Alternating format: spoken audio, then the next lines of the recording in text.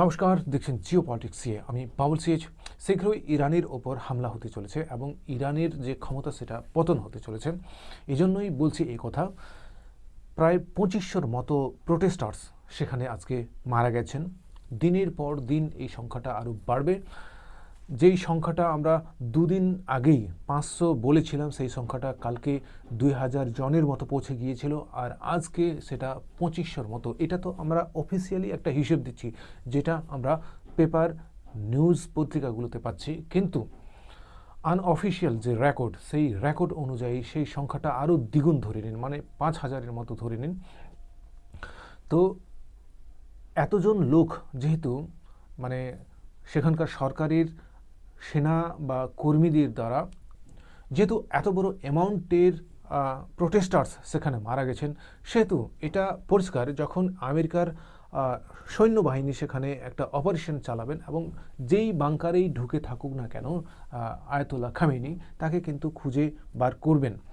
এবং সেই আদলেই, যে আদলে ভেনেজুয়েলার রাষ্ট্রপতিকে খুঁজে আনা হয়েছিল, আর একেও ঠিক আয়াতুল্লাহ খামেনিকেও ঠিক ধরে নিয়ে যখন ট্রায়ালস করা হবে, এই এভিডেন্সগুলোই, যে একটা বড় রকমের ম্যাসেক্রি সেখানে ঘটেছে, এই এভিডেন্সগুলোই তাকে ফাঁসানোর জন্য যথেষ্ট।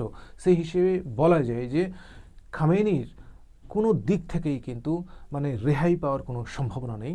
বাংলাদেশের ক্ষেত্রে ধরুন, শেখ হাসিনার সময় যে প্রোটেস্ট হলো আর কি, মানে কোটা আন্দোলনকে নিয়ে, সেখানে এই পরিমাণ মানুষ কিন্তু মারা যায়নি। মানে আমরা পেপার পত্রিকাতে এই ধরনের মানে এতটা বড় রকমের অ্যামাউন্ট আমরা কিন্তু পাইনি। তারপরেও কিন্তু সেখানে সরকার চেঞ্জ হতে বাধ্য হয়েছিল, মানুষ এতটাই ক্ষোভে ফেটে পড়েছিল। এখানে ইরানের ক্ষেত্রে ধরুন যে এই অ্যামাউন্ট, যে অ্যামাউন্ট বর্তমানে আছে, সেই অ্যামাউন্ট কিন্তু দিনের পর দিন বাড়বে, আর আমেরিকা কিন্তু এটাই চায় যে সংখ্যাটা বাড়ুক। এই সংখ্যাটা যখন 5000 থেকে 7000, 7000 থেকে 10,000 পৌঁছাবে, যত দিন যাবে তত সেই মানে পরিমাণটা কিন্তু ডাবল হতে পারে, ট্রিপলও হতে পারে। তো এই হিসেবটা যখন অলরেডি অফিসিয়ালস রেকর্ডে থাকবে, তখন কিন্তু তাকে কিন্তু ফাঁসানো আরও সুবিধে হয়ে যাবে। অর্থাৎ এটা একেবারে ক্লিয়ার যে এবার যে খামেনি রয়েছেন, আয়াতুল্লাহ খামেনি, সেই বিড়ালের গলায় ঘণ্টা বাঁধতে কিন্তু সেখানকার মানুষই তৈরি হয়ে আছেন। ইরানে ইউএস সৈন্যবাহিনীর অ্যাটাক হতে পারে, সেই জন্য কিন্তু আজকে ভারতীয় যে অ্যাম্বাসি সেখানকার ইরানের যে মধ্যে, তেহরানের মধ্যে যে ভারতীয় এমবেসি রয়েছে, সেই অ্যাম্বাসির তরফ থেকে আজকে একটা বিজ্ঞপ্তি জারি করা হয়েছে। চলুন এই বিজ্ঞপ্তিটা একটু দেখে নিই। Embassy of India, Tehran, Advisory, 14th January 2026. In continuation of the advisory issued by the Government of India on 5th January 2025. এইটা ইস্যু হয়েছিল কিন্তু 2025-এ, এই জানুয়ারি মাসেই, মানে গত বছর। In view of the evolving situation in Iran, Indian nationals who are currently in Iran, students, pilgrims, business persons and tourists are advised to leave Iran by available means of transport including commercial flights। মানে যা কিছু আছে বর্তমানে, যা কিছু মানে দেশের বাইরে বেরোনোর জন্য যা কিছু পাচ্ছেন, সেইগুলো ধরে এবার বেরিয়ে যান ইরান থেকে, না হলে কিন্তু অবস্থা খারাপ পর্যায়ে অলরেডি চলে গেছে। হয়তো অ্যাটাক শুরু হলে সেই সিচুয়েশনটা আর পাওয়া যাবে না যে এখান থেকে কিভাবে বেরোই। ঠিক যেমন রাশিয়া ইউক্রেনকে আক্রমণ করেছিল, আর ইউক্রেন থেকে বেরোনোর সময় একটা সমস্যা ক্রিয়েট হয়ে গিয়েছিল। এটা ঠিক যে ভারতীয় যে ডিপ্লোমেটস সেই সময় খুব ভালো একটা পারফরমেন্স দেখিয়েছিল বলে দুটো দেশ থেকেই, রাশিয়া এবং ইউক্রেন, দুটো দেশ থেকেই কিন্তু মানে আলোচনার মাধ্যমে সেখানকার যারা পিলগ্রিমস ছিল, ভারতীয় পিলগ্রিমস স্টুডেন্টস ছিল বা অন্যান্য কর্মী ছিল যারা ওই দেশে অর্থ ইনকামের জন্য গিয়েছিল, তাদেরকে কিন্তু সেফটি মানে জোনের মধ্য দিয়ে বের করে নিয়ে এসেছিল।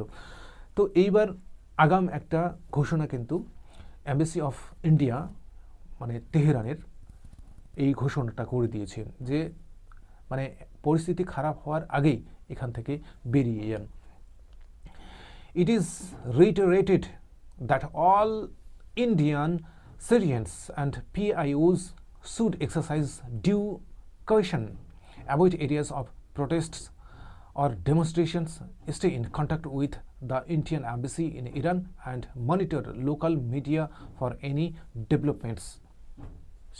সেখানে যেই জায়গাগুলোতে প্রোটেস্ট হচ্ছে সেই জায়গাগুলোকে অন্ততপক্ষে অ্যাভয়েড করার চেষ্টা করুন, এইটা নির্দেশ দেওয়া হয়েছে, এবং কন্ট্যাক্ট রাখুন ইন্ডিয়ান অ্যাম্বাসির সাথে। All Indian nationals in Iran are requested to also have their travel and immigration documents, including passports and IDs, readily available with them.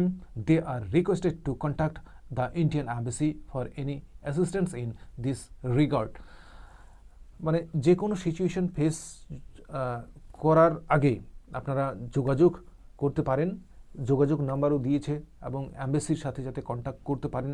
কোনো কারণে অ্যাম্বাসির সাথে যদি কন্ট্যাক্ট না করতে পারেন তাহলে আপনার ইমেল নাম্বার আপনারা দিতে পারেন, বা ইন্টারনেট যদি বন্ধও থাকে তাহলে কিন্তু সেই জায়গাগুলোতে ভারতে যে ইমেল আছে সেই ইমেলগুলোকে আপনারা মানে আগেই ইউজ করতে পারেন। এই কথাগুলো কিন্তু এখানে বলেছে।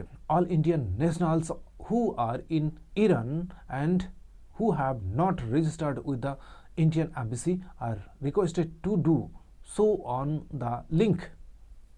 অলরেডি একটা লিঙ্ক দিয়ে দেওয়া হয়েছে অ্যাম্বাসি অফ ইন্ডিয়া তেহরান থেকে। সেই ওয়েবসাইটটাকে ইউজ করে যারা অন্ততপক্ষে অ্যাম্বাসিতে মানে রেজিস্টার্ড নন তারা কিন্তু নিজেদের নাম রেজিস্টার্ড করতে পারেন, এবং এতে ব্যাপারটা আরও পরিষ্কার হয়ে যাবে সেখান থেকে রিকভারি করার জন্য। চলুন একটা লাইন আপনাদের পড়ে শোনাই, সেই লাইনটা কিন্তু খুব ইন্টারেস্টিং। ডোনাল্ড ট্রাম্প এখানে কি বলতে চেয়েছেন সেই প্রোটেস্টার্সদের, এটা একদম পরিষ্কার হয়ে যাবে আপনাদের কাছে যে এই প্রোটেস্টার্সদের যে কাজ চলছে সেখানে এতদিন ধরে যে তারা আছেন তার পেছনেও কিন্তু মানে ডোনাল্ড ট্রাম্পের উৎসাহ কাজ করছে। The situation in the country has taken a turn for the worse, with weeks-long protest showing no signs of slowing down. মানে স্লো হওয়ার কোনো কথাই শুনছে না, প্রোটেস্ট চলছে তো চলছে, চলছে তো চলছেই। On Tuesday, US President Donald Trump called upon protesters to take over their institutions, urging them not to back down.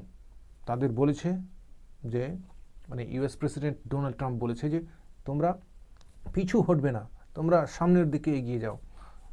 এই কথা থেকে কি বুঝতে পারছেন যে ডোনাল্ড ট্রাম্প চায় যে আয়াতুল্লাহ খামেনির পতন হোক। আর এর পরের লাইনটা দেখুন কি বলছে। Without providing further details he said that help was on the way.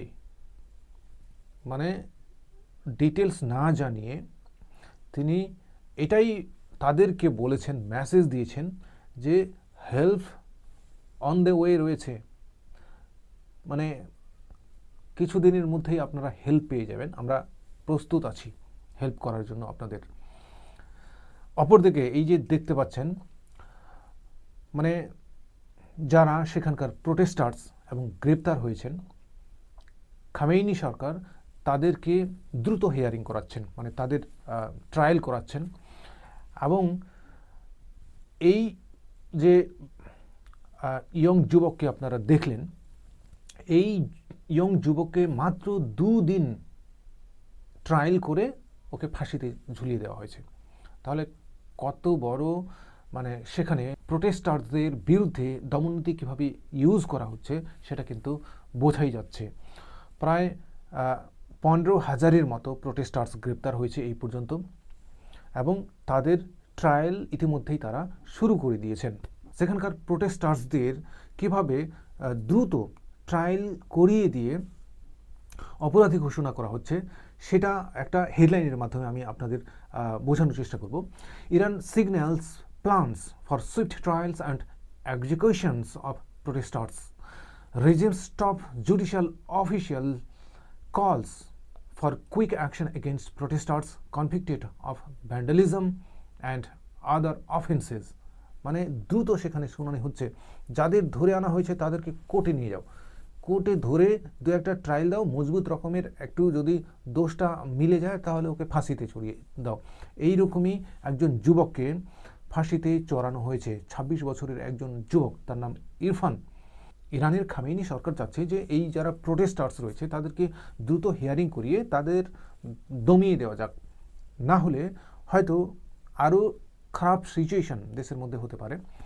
যাই হোক, খারাপ সিচুয়েশন তো আসতে বাধ্য, কারণ অলরেডি যে হিসেবে ডেথ টোল, মানে ওখানে লোক মারা গেছেন, সেই সংখ্যাটাই যথেষ্ট খামেনিকে ফাঁসি দেওয়ার জন্য।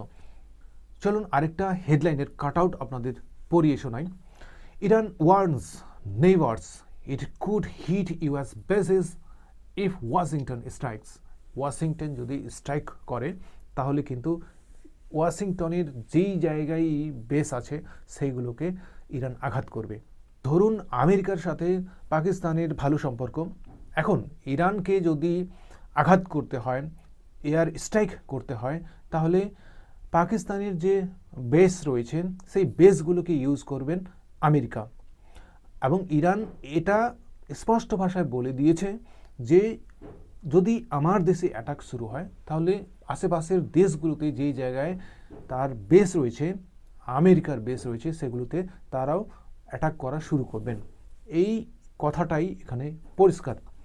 যাই হোক, এইখানে আমেরিকার সাথ দেবেন পাকিস্তান, এবং এটা একদম জলের মতো পরিষ্কার যদি ধরা হয় যে পাকিস্তানের ছোট ভাই হচ্ছে ইরান।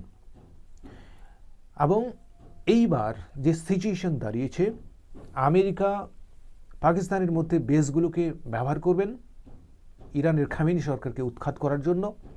আমেরিকার হেল্প করবে এবার পাকিস্তান, এবং পরিষ্কার বলা যায় এটা যে পাকিস্তানের যদি ছোট ভাই ইরান হয় তাহলে ইরানকে এবার কিন্তু পেছন দিক থেকে ছোড়া মারবেন সেই পাকিস্তান। ধন্যবাদ এই প্রতিবেদন দেখার জন্য। যদি আপনাদের ভালো লাগে অবশ্যই চ্যানেলটি সাবস্ক্রাইব করবেন।